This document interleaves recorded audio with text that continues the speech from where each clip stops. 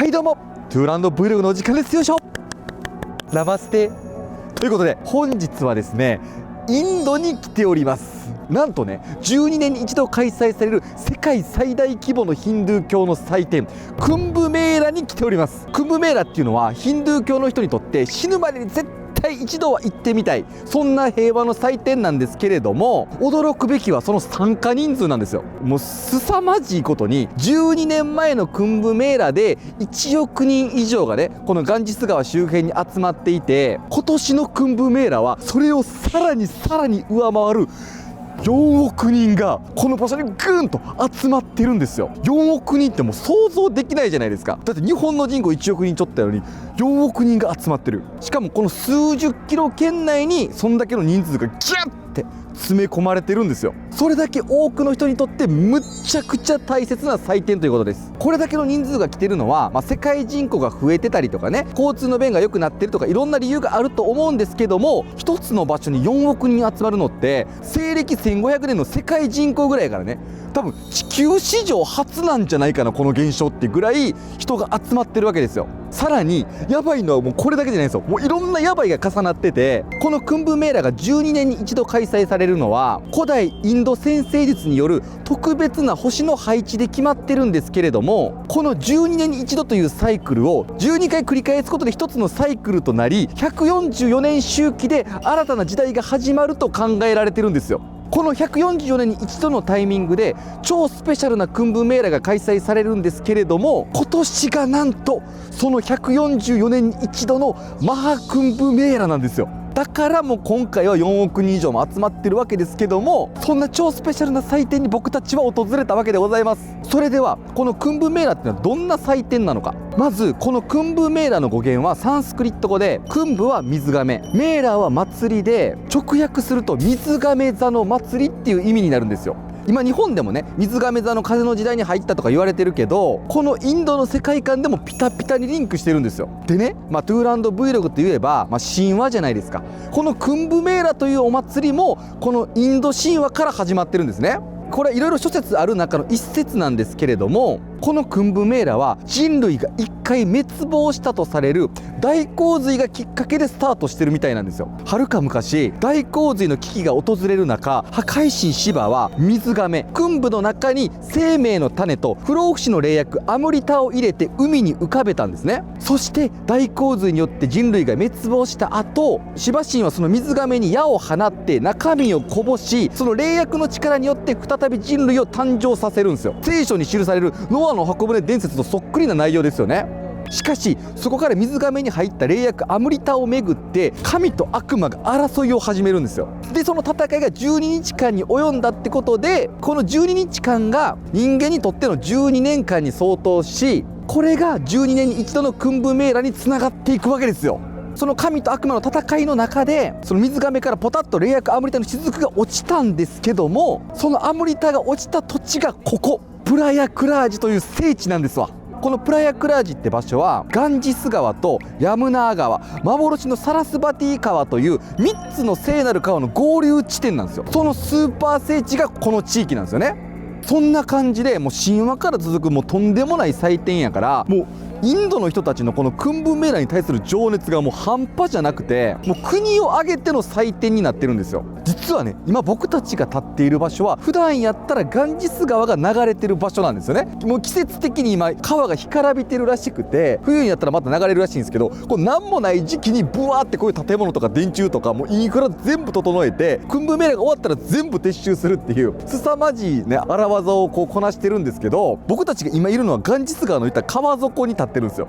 先ほど聞いた話によると、このクンブメーラにインド政府は1000億円以上の予算を出してて、2ヶ月間限定で村作ってるみたいな、もう壮大な、そんな感じなんですけど、スペシャルなのはもうそれだけじゃないんですよ。もういろいろ重なってるけど、こっからが本題なんですよ。今回ねご同行させてもらってるチームがあるんですけども、それがインド5000年の歴史の中で女性として初めて最高位の精神的指導者ジャッカドグルに選ばれたサイマー・ラクシュミさんのグループに今回同行させてもらってるんですよ。5000年間女性の精神的指導者が一人もいなかった、その初めての人、インドの歴史をもう完全に塗り替えたと言っても過言ではない精神的指導者の下で、過ごさせてもらってるっていう、奇跡が起こってるんですけども、言ったら144年に一度の転換期にインド史上初の女性指導者が現れ、しかもその指導者の方と共にクンブメーラに参加させてもらってるっていう、光栄すぎるやんかこの流れね。実はね、今回の旅のきっかけっていうのが、そのサイマーが今この時代に日本人に伝えたいことがあるっていうことがきっかけで始まってて、その中のグループにいた日本人の意見でトゥーランド Vlog どうですかねってなって、僕たちに話が来て今回の旅が決まってるんですよ。もちろんね、そのサイマーにオンラインで話を聞いて動画を出すっていう手もあったんですけど、もう直接クンブメーラに行ってその場で聞きたいなっていうことで、もう行きますって言って今回来させてもらってるんですよね。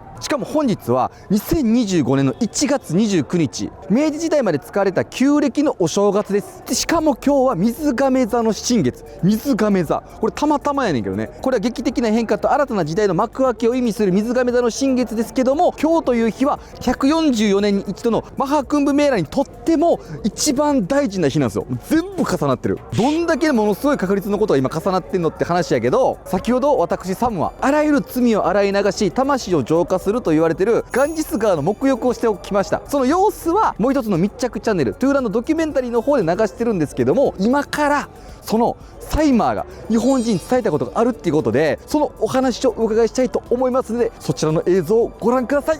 どうぞ。 With great love, great blessings to all of you, my beautiful Japanese beings, and to those all over the world. We are here at the Kumbh in Prayagraj. This is a Mahakumbh. There are many different kumbhs. The Mahakumbhs. There's the 12 dimension of 12 planets in a phase of cycle of 12 years. If you observe the world, everything is 12. You look at a clock. You look at the apostles of many different masters, lady masters and gents masters. And all the planet herself moves into cycle system. You are coming from cycles. You were in the womb, your mother, for a certain cycle. So on this planet, everything is come through cycles. There's a time when the planet and the humanity goes down. Another phase, it goes up. Another phase, it's plateau. Now we are into a transition between a very difficult part of the cycle, very harsh, very hard, most people will say the word negative, many opposites, very lower frequency. It's a cycle. And those of us who are on the planet right now, when we incarnated, we were told this will be a different and a difficult time. Why difficult? Why different? Because it will be a time of forgetfulness. We forget. On purpose, we came before incarnation to forget, so we can remember, meaning we go down, we forget. We do many wrong things, and then we start to awaken and go up. This is the Satya Yuga. So Yuga means era, several thousand years, between 26 and more. So we are in a magnificent place on this planet where we really are practicing our dharma. Karma is coming to an end, the big, heavy karma.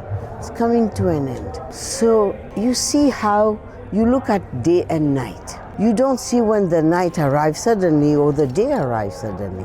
Gradually. You can imagine it, but night never comes instantly. Day never comes instantly. So it comes softly. This is what's happening. Meaning that we are coming from an old paradigm now, coming complete because karma is completing, and a new paradigm is starting in that old one. So you don't see a clear distance.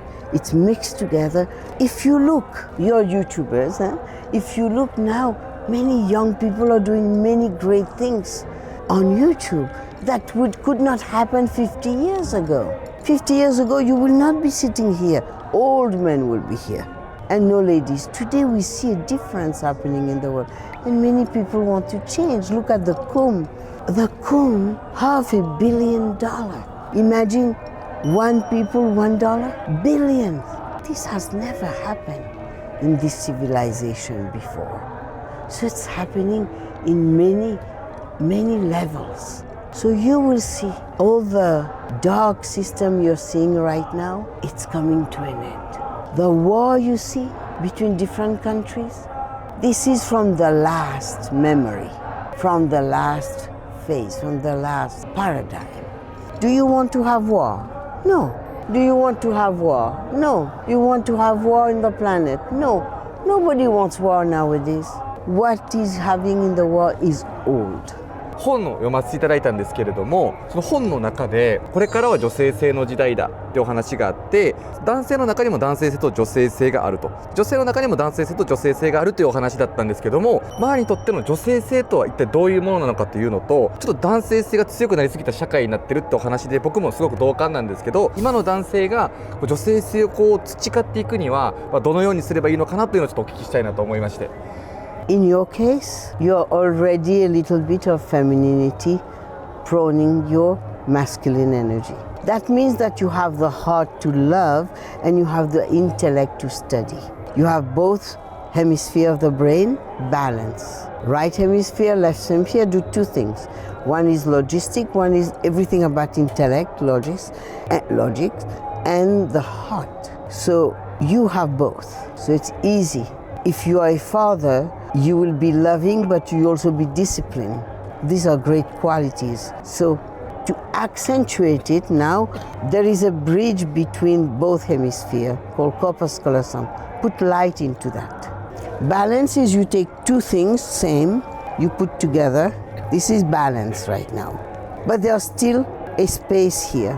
Harmony when two has become only one. If you take milk and water, you cannot say where's the milk, where's the water. This is harmonious. If you take oil and water, maybe the same quantity, balance, but not one, not harmony, separate, division. So it's important that all of us who holds a male energy remember to be more loving. Because the hormones of the gents, the hormones of the ladies are different. So one is to make you more of a fighter. Long time ago, when your great ancestors lived in the jungle, they had a gun, they had a piece of wood, because they think they're going to be attacked, they have to protect. This is the male energy. I protect you. Always. We cannot take away from the DNA. We protect you. But may not express the love, but the protection is there. The love, when mostly male start to feel loving, they are afraid to become weak. On the contrary, when a male gender is so loving, so balanced and in harmony with his feminine, he's more powerful. Then the more you develop it with love, it became a sacred feminine divine, a sacred masculine divine. This is Shiva Shakti, the two, the yin-yang. When it's separate, it's two different things. When it's merged, there's one beauty, sharing. What about if I say a few words on the Kumbh? We are right now at the Kumbh Mela, the biggest gathering of humanity on planet Earth. So many are praying, and when I say praying, it's not in the sense of Western system. In the Indian culture or yogic culture, we do not pray to God. We don't have a God per se. The goal of every Indian people is enlightenment. They take birth at very young age. They hear their parents, their mentor, their teacher, their guru saying to be enlightened. So we come to the Kumbh to have a dip in the Ganga. Ganga, water, mata, jal, nobody knows where it comes from, where she comes from. But if you look at the picture of Shiva, there's a river. This is for us the Ganga. You can analyze this water. It has very specific bacteria that can stay fresh forever in the water. This kum is very unique due to the planetary position, where the cosmos is, together with the kum, and the magnetic field which is shifting. So the magnetic field of the kum is very, very, very strong in three qualities: love, compassion, and intuition. To elevate any human being who will have a deep today. In that is surrounded with a state of liberation, enlightenment. When you were born, when every human was born, they were enlightened, but no awareness. Without awareness, there's nothing. And inside of every human, there's a seed called the seed of karma. When this, as a child, it's not developed, but when it starts to grow, this is when you see human change, even in a very low frequency. But here, it's about consciousness. This event, this grid that is being built right now at the kum, with the power of the magnetic field, is going to push humanity. This is where it's starting, a push for humanity, in humanity, for a new consciousness. It's all about the beginning of a new consciousness from this kum to all over the world and ripple in the universes. The whole universe is feeling the reverberation waves that's coming out of the kum. ありがとうございます。 I'm so happy you're here. わあ、嬉しい。今回ちょっとお呼びいただいた流れもあるんですけども、マーは日本をすごく重要視されているというお話をお聞きしたんですけども、その理由は何でしょうか？ I travel around the world. No country is like Japan. There's a reverence in your culture. There is a grace in your culture which is in the air. There's a sense of I'm protected. There's a sense of I'm being cared for. And there is a love that you don't see anywhere, not even in India. A gentleness, a kindness, and everything is refined. The mysticism of the Japanese culture is very, very close to the mysticism of India and to the mysticism of the old Catholic, ancient, not old, ancient. You look at your culture, there is a purity even in the adult. There's a purity in the air.